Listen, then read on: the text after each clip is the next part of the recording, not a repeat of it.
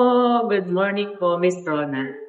Yes, ma'am. Yung concern niyo po, at yung gagawin pala natin sa hair. Ano ulit yun? Um, sa Color. color siya. Then, Usapan natin, yung pre-light natin, kasi nga, they're creative color, yung gagawin natin ngayon. This day, creative color yung tawag. Ibig sabihin, yung meron siyang purple and blue. So, combination siya. So, exciting siya. So, tsaka yung, ano po yung cut?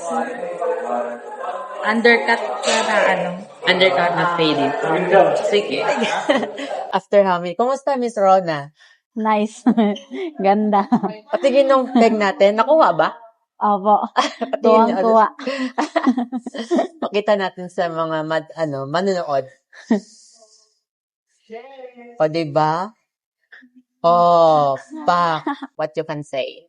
Wala masabi.